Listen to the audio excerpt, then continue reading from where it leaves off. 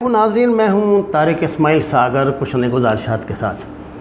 ناظرین، ہوڈی موڈی کے بعد نریندر مودی کا دماغ کچھ زیادہ ہی خراب ہو گیا تھا، لیکن اسے اس بات کا علم نہیں ہے کہ اس کا واسطہ کس شخص سے پڑا ہے۔ امریکن اسپیکر نینسی پیلوسی نے آج باقاعدہ ایک سرکاری اعلامیے میں کہا ہے کہ صدر ٹرمپ پہ غداری کے الزامات کی تحقیقات شروع ہو چکی ہیں۔ اور آپ کو یہ بات بتا دوں کہ اپنی چلاکی ہوشیاری سے ایک دفعہ تو ہیوسٹن کے اسٹیڈیم میں مودی صاحب نے اس بھارتی وزیر اعظم نریندر مودی نے امریکن پریزیڈنٹ کو بیوقوف بنا لیا۔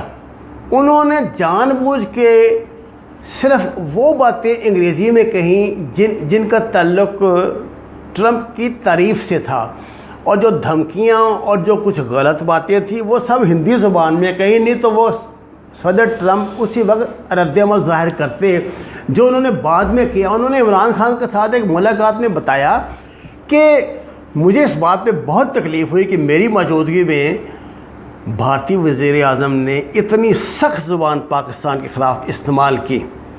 وہ یہ تاثر دے رہے تھے کہ جیسے انہیں بھی استعمال کیا گیا ہے۔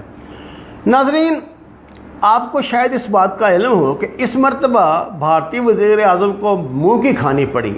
انہوں نے یہ ڈرامہ تو کر لیا، لیکن ہوا کیا، صدر ٹرمپ نے انہیں اپنے مطالبات کی ایک لسٹ پکڑا دی ہے اور ان سے کہا کہ 2 ماہ کے اندر اس کا مجھے پازیٹو جواب چاہیے، اور اگر وہ اس کا جواب نہیں دیتے تو بھارت کو GSP+ لسٹ میں کبھی شامل نہیں کیا جائے گا۔ انہوں نے برملا کہا ہے کہ وہ بھارت کے ساتھ اسٹریٹجک تعلقات ختم کر دیں گے، اور جو اب تک وہ لاڈ پیار والا وہ ہنی مون چل رہا تھا تو ہنی مون پیریڈ اب ختم ہی سمجھیں۔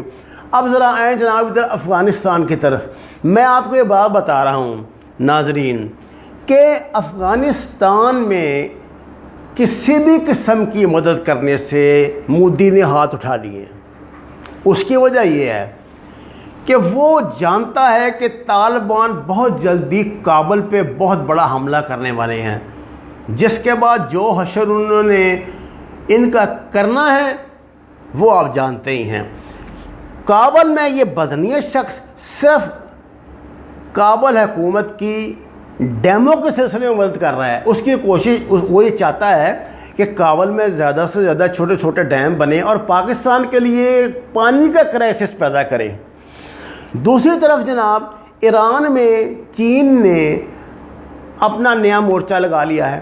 آپ کو اس بات کا پتہ ہے کہ چین نے جو تیل ابھی ایران سے خریدا ہے، اس پہ امریکہ نے اس پر بہت غصے کا اظہار کرتے ہوئے پابندیاں لگانے کی کوشش کی ہے، لیکن چین نے اس کو جوتے کی نوک پہ بھی نہیں رکھا اور یہ پابندیاں کوئی اثر نہیں کریں گی۔ میں آپ کو یہ بتا دوں، پاکستانی وزیر اعظم نے 14 سربراہوں سے ملاقاتیں کی ہیں اور 70 ملاقاتیں شیڈول میں شامل ہیں۔ اس پاکستانی وزیر اعظم عمران خان نے پہلی مرتبہ ناموس رسالت کا مسئلہ اٹھایا دنیا میں۔ اس نے ان کو ویسٹرن ورلڈ کو بتایا ہے کہ یہ بات یاد رکھنا کہ تمہاری یہ 1.25 ارب لوگوں کی منڈی کا پرکھجے اڑ جائیں گے جب تمہاری دولت کے اور تمہارے منصوبوں کے اگر 2 ایٹمی طاقتیں آپس میں ٹکرا گئیں تو تمہارے بزنس کہاں جائیں گے۔ اس نے یہ کہا ہے کہ یہ عالمی مسئلہ ہے، اس کو صرف پاکستان کا مسئلہ نہ سمجھنا۔ اور ناظرین، اس پہ انشاءاللہ تعالی بہت اچھا رسپانس آئے گا۔ عمران خان کے پاکستان واپس آنے کے بعد میں کچھ بڑی بڑی تبدیلیوں کی افواہیں مخصوص حلقوں سے سن رہا ہوں۔ میرے علم میں یہ بات آئی ہے کہ بڑے بڑے جو برج ہیں وہ الٹیں گے اور صحیح معنوں میں پاکستان میں وہ حکومت قائم ہوگی جس کا وعدہ کر کے عمران خان انتخابات کے میدان میں اترے تھے، اور جس کے بعد ستے خیر ہیں۔ گھبرانے والے اس میں کوئی بات نہیں۔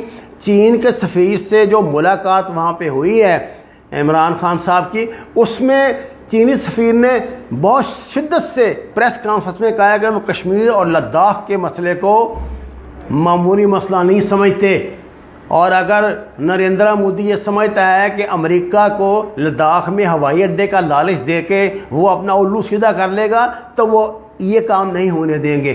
ناظرین، اس وقت روس، چین اور پاکستان کا مضبوط اتحاد بن چکا ہے، دوسری طرف ترکی، پاکستان اور ملیشیا کا مضبوط اتحاد بن چکا ہے، اور انشاءاللہ تعالی یہ کوششیں رنگ لائیں گی اور آپ کو جلدی ان کے بہتر اثرات نظر آئیں گے۔ وما علینا الا البلاغ۔